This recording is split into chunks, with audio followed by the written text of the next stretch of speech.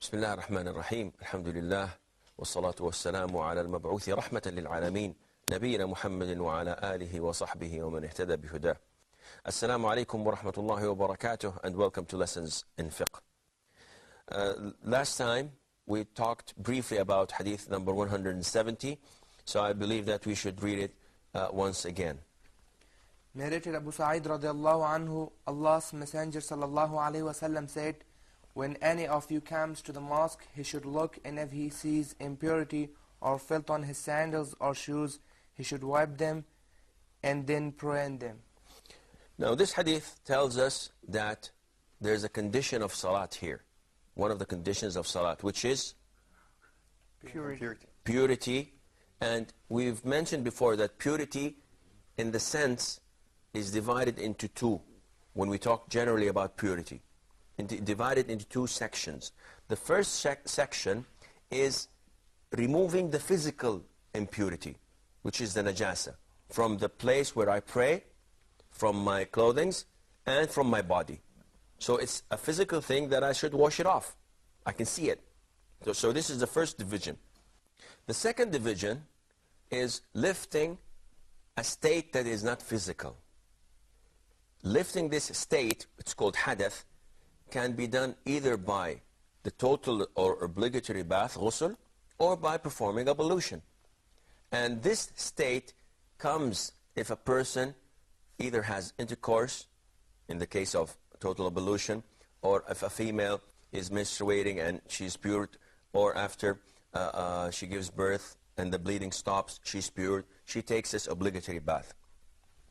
And the other state of impurity, which is done by if you make any nullification, any of the things that nullify your wudu, then you have to perform ablution again. So this is tahara.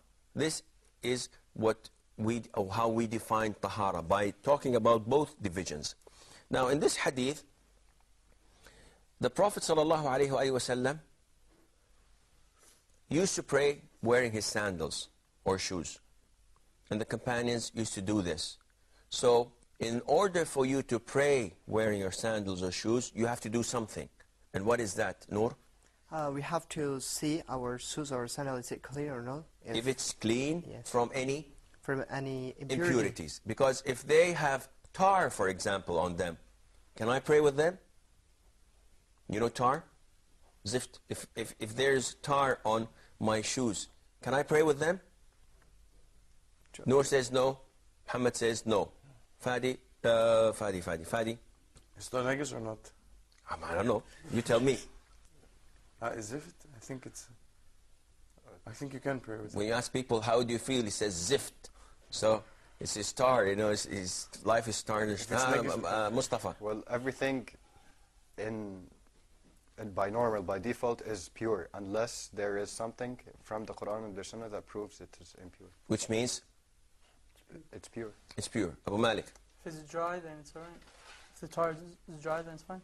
Okay, what about if it's wet? Well, if it's wet, it'll be kind of hard to walk with it, originally, so... No, it's sticky, it's sticky. It's just fresh, and it's on your thobe. Can I pray with it? It's on the thobe? Yes. Yes, I assume you can. If it's not going to affect the mosque or anything? No, it's not going to affect the mosque. So, again, you have to know what are the things that are impure, what are the things that are najis, so that you can determine if I can pray or not. Now, there's a difference, and this is very important. There is a difference between najasa, things that are impure, and things that are not clean. You may have things that are very clean and considered to be impure. For example, a great number of scholars say that alcohol is najis physically, which means that if you have a bottle of perfume and it's very nice, it smells nice, it's considered to be very clean, yet in their opinion it's considered to be najasa. Now, is this the authentic opinion of scholars? No, it's not. The authentic opinion of scholars that alcohol is not physically impure. This means that you can put perfumes, you can wear your perfume and pray. There's no problem in that, even if it contains alcohol. And on the contrary, you could have things that are considered to be not clean, yet you can perform wudu with. We always give this example of when you turn on your faucet and the water comes rusty and dusty, yet it's still called water. Yarhamukumullah. It is still called water. This is yellowish water. Now, would people drink this? No, they say that this is not clean. Yet it's still considered to be water, and you can perform ablution with it. So don't mix things up. Don't mix impurities and najasat with things that are not clean. They're not necessarily related. Now, this also means that if any of us has any impurities, any najasat, whether on his clothing or body, must not be allowed in the mosque.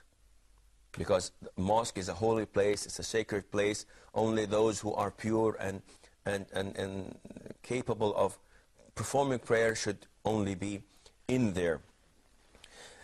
The question that I would like to ask you would be, what happens if I enter the mosque with a najasa on my thobe, on my clothes, and I was not aware of them or of it, and I performed the prayer, and after I performed the prayer I found this najasa, this impurity. Should I repeat the prayer or not, and justify your choice with evidence from the Quran or from the Sunnah? This sounds like a good test. Let's see Brother Noor. You have to repeat again, because one of the conditions of prayers must be pure. Purity. So, yes, Okay. must be pure. It's according to the hadith that we have read before. Okay, Fadi. I'm of the same opinion. You have to be pure in order to pray, and in order to be pure, you have to have the both conditions, performing ablution and removal of anything najasa, and there's a najasa on, so I'm not pure, so I can't pray. So I have to repeat the prayer. Mustafa. Yes, purity Same. is a condition. Okay. So- Abu Malik. Well, if we go back to the hadith of the Prophet ﷺ, there was najasa on his sandals, and Jibreel told him, and he took it off. He didn't stop his prayer and redo it. He just took it. He just removed the najasa and completed his prayer. So if you find it after the prayer, I don't think you have to do the prayer over again. But in the middle of the prayer, you have to remove the article that has it on, if we can. Okay, Mustafa. I agree with the word. You agree with Abu Malik. Muhammad. No, I think he don't have to repeat, because in hadith that we say that al-khata wa nisyan. رفع عن أمتي, that our nation is excused whatever they do out of ignorance, forgetfulness, or mistake. Okay, now what Abu Malik said and was agreed upon by Mustafa is the authentic opinion. It was reported that the Prophet ﷺ once prayed congregation wearing his sandals, and all the companions were wearing their sandals too, because they wanted to follow the Prophet ﷺ exactly in everything that he does. And in the middle of the prayer, the Prophet ﷺ took off his sandals and put them aside. So the companions immediately took off their sandals and put it aside. And when the Prophet ﷺ finished prayer, he asked them, "Why did you take off your sandals during prayer?" They said, "Well, that's easy. You took it off, we took it off. You are our leader. Whatever you do, we follow you." He told them, "The archangel Jibreel came to me and told me that there is impurity on your sandals. So I immediately took them off." So whoever, and then he said this hadith, the Prophet ﷺ said, when any of you comes to the mosque, he should look, and if he sees impurity or filth on his sandals, he should wipe these and then pray in them. So this is the origin of the hadith. Now scholars said that if having najasa on your body or on your clothes without your knowledge, this does not nullify your prayer. Because if it nullifies your prayer, the Prophet ﷺ would have stopped prayer and restarted it again. Because he had impurities on his sandals. Which means that it is not something that nullifies prayer unless you know it. And you do it intentionally. What about if a person has this impurity and he knows that he has this impurity on his thobe, on his clothes, but he forgot to remove it, and he went into prayer and prayed, and afterwards he remembered that he did not wash it off. Some scholars say that he has to repeat the prayer again.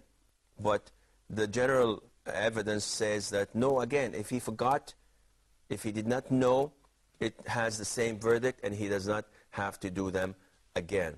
Now, we say, if he forgot or he did not know to remove the impurities, then his prayer is acceptable. But Mustafa, what happens if he forgot or he prayed thinking that he has wudu, that he has performed ablution when he did not? So would this be the same thing and his prayer would be acceptable? No. Why not? Because wudu is a pillar of prayer. It's not a pillar of prayer, it's a condition also. It's a condition like removing the impurities. So what do you guys think? Yeah, if he certainly think that he take ablution, so he don't have to repeat. But if he was doubt that he is not he didn't take ablution, so no, then you're talking about the issue of certainty. If he's certain that he performed ablution, but he's not certain that if he has nullified his wudu. No, this is a different case. I'm talking about a person that went into prayer thinking that he performed ablution. And after he finished prayer, he remembered that he did not perform ablution. So what do you think, Mustafa? Prophet Muhammad ﷺ said, if one of you does not have wudu, then his prayer is not accepted. Therefore, if you forget, then you should repeat the prayer. What do you think, Fadi? I'm of the same opinion as Mustafa, inshallah. Well, scholars say, especially Ibn al-Qayyim, there is a difference between when you are told not to do something and you forget, and when you are told to do something and you forget. So the things that you're forbidden to do, if you do them unintentionally, due to forgetfulness or due to ignorance, you don't know that it's not acceptable, then there is no problem. Whatever was done, and there's no thing for you to do. But if you were told to do something and you forget it out of forgetfulness, then you have a problem. I'm going to reiterate on this point, inshallah, just after the break. Assalamu alaikum wa rahmatullah, and welcome back. Just before the break, we talked about the difference between when a person does not do something out of forgetfulness, though he is ordered to do it, and when he does something he is denied from doing out of forgetfulness. And I'll give you an example. In Hajj, there are things, in pilgrimage, there are things that you're not supposed to do. You're not supposed to, when in the state of ihram, you're not supposed to put perfumes, you're not supposed to cover your head, you're not supposed to wear shirts or trousers.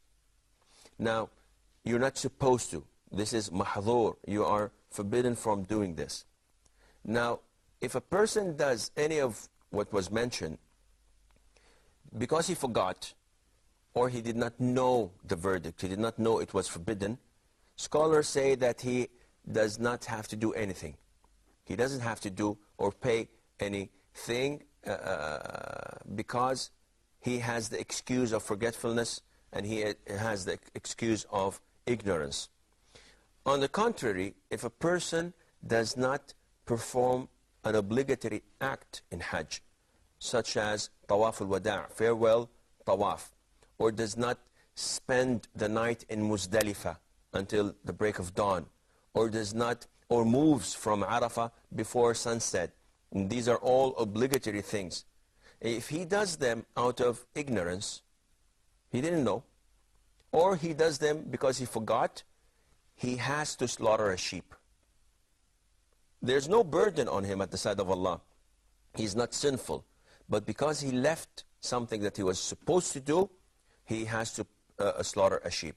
Likewise in prayer. Now, one would argue and say that you are ordered to clean your thobes.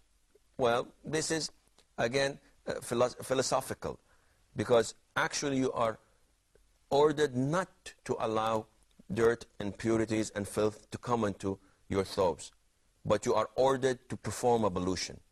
So if you forgot or out of ignorance allowed impurities to be on your thobe or on your body, then this is forgiven. But if you forgot to perform ablution, you are requested to perform it and pray again the prayers that you prayed while you were not in the state of purity. We move on to the following hadith, hadith number 171. Narrated by Abu Huraira radiallahu anhu, Allah's Messenger sallallahu alayhi wasallam said, if one of you steps on filth with his 2 leather socks, then the earth is their purification. What do we understand from this hadith? We understand from this hadith that if a person steps on an impurity, then if he makes 10 or 15 more steps when the soil is clear and clean, this would make the impurity go away. And this is what the Prophet meant ﷺ by the earth is considered to be its purification. And it shows us how easy Islam is, because imagine if you stepped on filth or an impurity and Allah tells you to wash your shoes. That would be difficult, because then there are so many times and places that you would step on filth or najasa, and it would not be convenient for you that every time you step on something, you wash your shoes again, and on and on and on. The Prophet says, no, it's enough. If you walk a few more steps, then the soil itself would take this impurity and purify your shoes. Which also gives us an idea that if you come to a mosque with impurity on your shoes, you can remove this by just rubbing it through, or by rubbing it by soil and sand. This does the job. You don't have to wash it. And this brings us to another point, which is, do we have to remove impurities with water? Mustafa? I think that depends on the impurity. If it's impurity in your clothes, I think you have to remove it by water. But if it's impurity on your socks or on your leather or in your sandals, you can just remove it by rubbing it on the ground. What do you think, Mustafa? I agree to that. Okay, Fadi? We don't necessarily have to remove all impurities by water, because there's an evidence that some of the impurities, like for instance, urine in the mosque was at the time of the Prophet was dried by the sun. Was it? No. No? By the sun, yes. There was No. najasa and it was by the sun. No, the Prophet requested a bucket of water and it was poured on. This is a hadith of Anas ibn Malik. Isn't there another evidence that the dogs used to urinate around the mosque or in the mosque, and by the sun would come, and after a few hours or a couple of days, it would dry the impurity and it would be allowed for us to pray in the same spot. Abu Malik wants to comment. Yes, well, the first statement of Brother Fadi, I agree with him that everything has to be done by water. But the things that are excused, comparing to the dogs and all that, that's not, as you said, Sheikh, earlier, a couple of programs ago, that how he says the droppings and the leftovers of animals. No, I mean if in a person's house, if we don't know exactly where something is, so we're not sure. So that's that's not us, because the original the asl of all this is that it's pure. It's all pure. Everything this purity and everything. So you mean that even if the dogs enter the mosque, as long as we're not certain that on this spot there is urine of dogs or whatever, then it should be considered to be clean, as clean and pure to pray. Well, to cut a long story short, the authentic opinion of scholars says that removing of najasa does not depend on water. So in this sense, if I have a najasa on my thobe and I put soft drinks on my thobe and I wash this najasa with this soft drink, and the najasa itself is gone, but of course a big stain of my soft drink is there. So can I pray with this thobe? Scholars, some of them say no. It has to be moved by water. Other scholars say no, it can be removed with any other substance. So water is only needed when you are performing ablution. I cannot bring my tea and perform ablution with my tea. But I can remove filth and impurities with my tea. Because as long as the impurity is there and present, I cannot pray.